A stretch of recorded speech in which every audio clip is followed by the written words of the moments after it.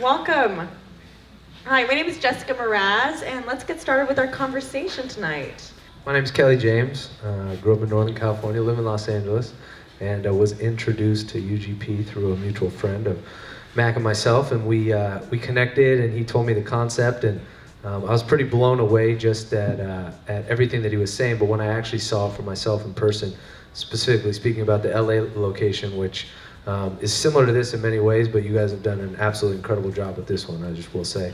And I honestly didn't really know what to think as, you know, a former athlete. I play music as a career. You know, I love analytics. I love practicing. I love everything that involves deeply immersing yourself in any kind of pursuit, and was exposed to UGP and was absolutely blown away. My experience has been awesome. I started as a 20 handicap down to 11 now. My goal is to beat, oh, thank you. I like that. My goal is to beat Mac just like Blake did a couple of weeks ago. We'll get into that later. To me, UGP is a very special place, and the experience is one that I haven't seen anywhere else. My name's Jessica Meraz. I am an actress in LA, and I know nothing about golf. But I am here because I'm friends with Mackenzie. We've actually been friends since we were little kids. We're here to have a conversation with you guys, give you access to Mackenzie and to Blake, and to let you guys ask them questions, yes, about golf or anything that kind of strikes your fancy, to give you access. You know Mackenzie. He is the founder and CEO of UGP.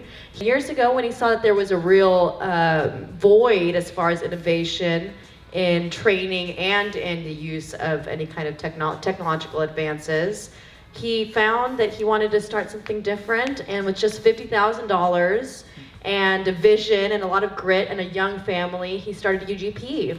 And just 6 years later, here he is opening up his second location. I'm really proud of him. And then we have Blake, also, who with just a small amount of money started his Tom's Shoes. We all know him for Tom's Shoes.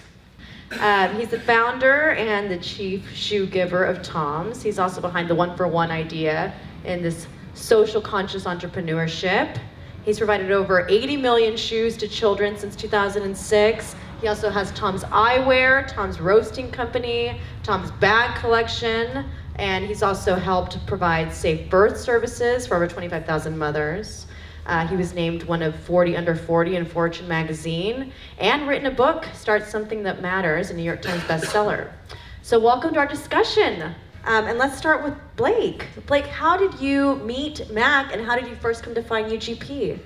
Sure. Well, thanks for having me, and this is my first time to come down to the new location. So, Mac, congratulations, and to all the UGP staff. You guys have really taken the original vision and location in Los Angeles and taken everything up a notch here. And so I'm a little bit jealous that this location is so pristine and so dialed in.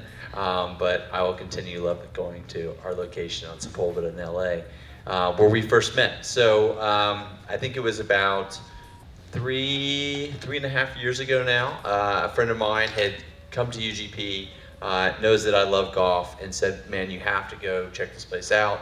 And you know, I was pretty busy with work at the time, and I kept putting it off. And so then he, for my 40th birthday, gave me a putter fitting at UGP. And said, I paid for this, you have to go now and do it. So that was a really good strategy, because I went.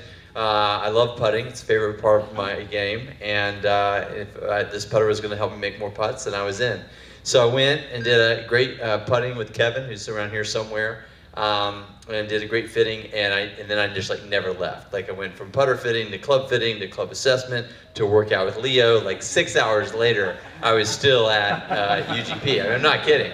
Like I was just like, this is the coolest place ever. I mean, I'm just geeking out over everything. And then like the next week I went back, and then I went back, and I kept going. And I don't even think I met Mac the first few times that I was there. And I was just totally fascinated by this idea of having all of the kind of services that a professional player or a top college player would have in a location for amateurs. I played college tennis. I was very competitive growing up, and I, you know, one of the things I love about golf is it gives you that chance to get those competitive juices flowing again.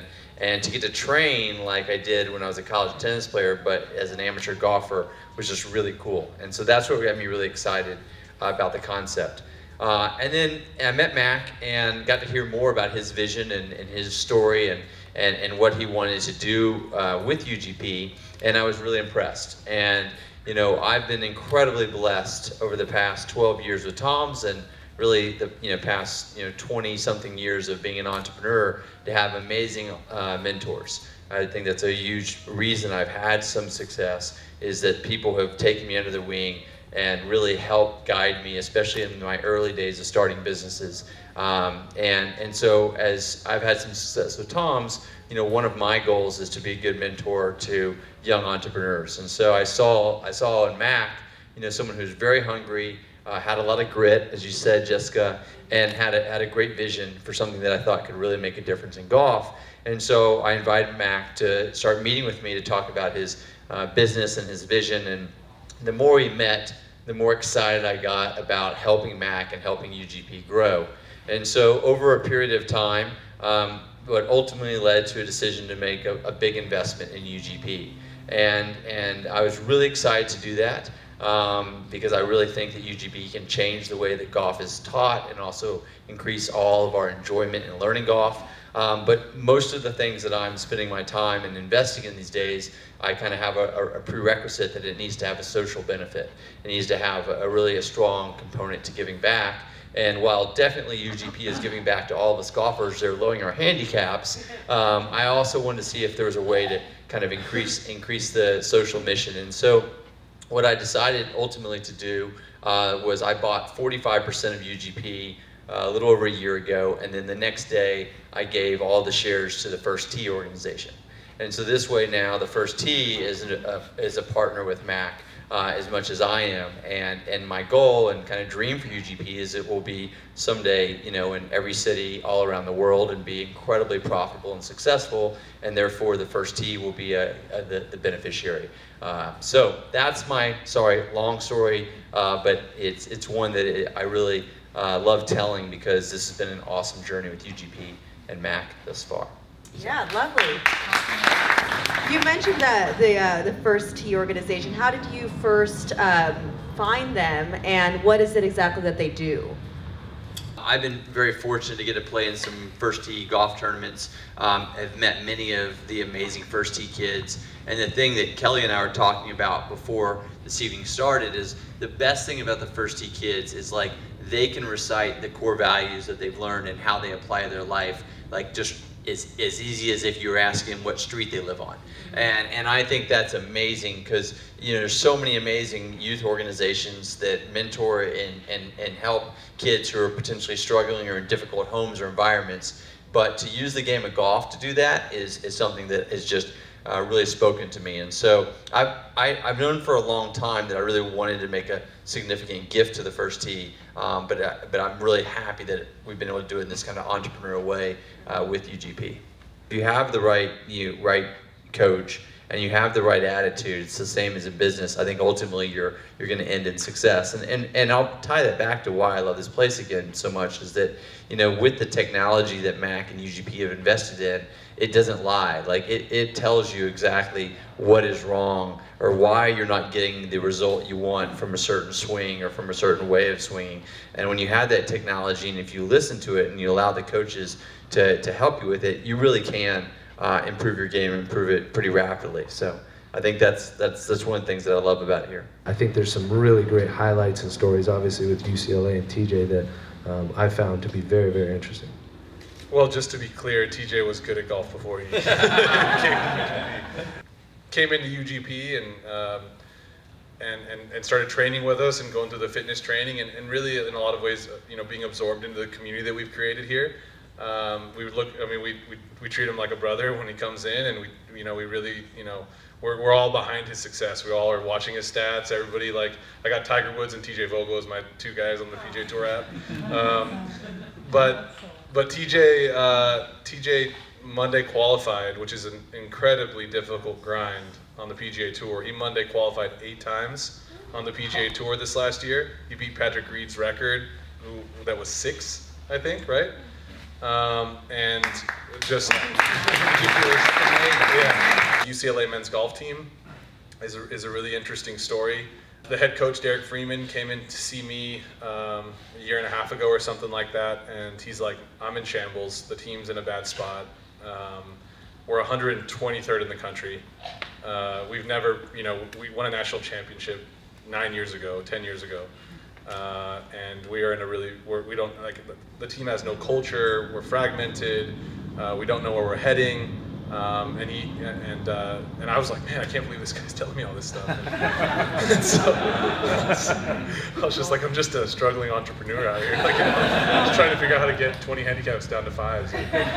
And so he's like, you can figure that out. We can make a lot more money than we're doing now. So we started the program, and that in that year, they won their first tournament in 3 years. They won by 20.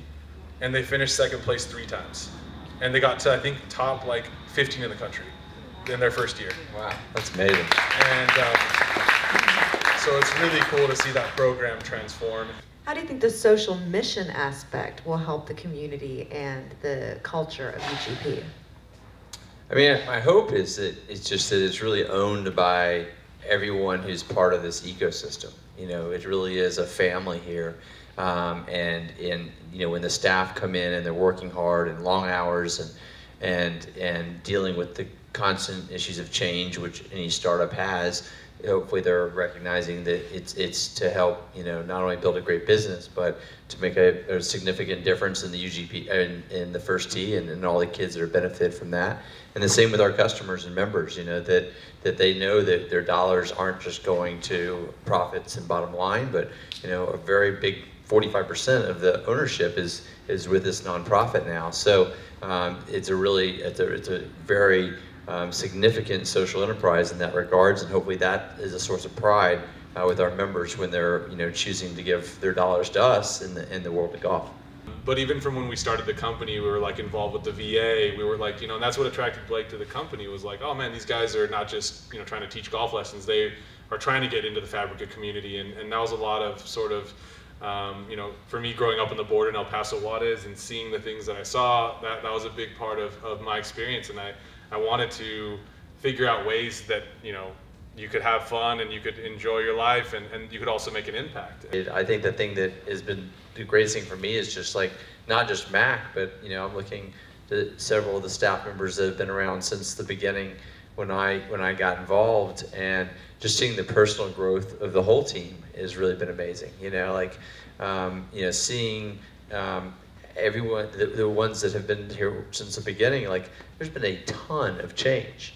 I mean, it went from Mac owning 100% to kind of, running it, by the seat of his pants in an amazing way, to like all of a sudden we have all this, financial reporting they have to do every month. There's all these different KPIs. There's, strategic planning. There's, a new location. There's so much change, and change is tough. And so I say that's one of the things that I've been so impressed with both Mac's leadership, but then all the team's willingness to embrace this change and to try new ideas. And so it's made it a lot of fun for me. Like it's something I really enjoy doing. And I think we're just at the very, very beginning of where we're going to go. So this summer, Mac comes to Jackson Hole. It doesn't matter how many times. It happened once, and I'll tell the story as many times as I can. And heads up, no handicap, I beat Mac by a stroke. And I only shot 1 over that day, which was my lowest round. So that happened. That's what UGP. What's a 9 handicap shooting 1 over? That's UGP right there. I was totally in the zone that day. In all fairness, you're not a 9 handicap and shoot 1 over unless you're just like so in the zone you don't even think of anything. Like, come on. You said it's the first time I've won. Honestly, it was interesting because we were playing. We had to start on the 3rd hole at this course in Jackson Hole, and so we're ending on the 2nd hole. And the 2nd hole is par 3 with water in the front and water to the right. And when I miss a shot, sometimes I'll cut it, and there it's in the water. So basically, I had a 1-stroke lead. I think Mac might have hit first, and he was like in the very front of the green, big green. And it's like all I had to do was hit this ball in the green, and I'm probably going to win. And so literally, I just aimed. So my thought was, I took one extra club. It's like a documentary. I took one extra club, and oh yeah, I remember it specifically. Tomorrow night we'll be back here. We'll go shot by shot, the full 18 holes. Bring popcorn. It's about a 7-hour lecture. You're gonna love it. I don't think we're really inventing anything new. I think we're just refining what already was there, and I think that's what I tell a lot of the staff. And our logo, has 3 parts to it, and the crest and tradition, the U and a universal approach to golf instruction, and the line for efficiency. And the tradition is saying, and I always tell the staff this, is like this: we're not inventing anything new. We're just literally studying the history and the past, and we're making the best version of the future. And I think that's the key to success and performance.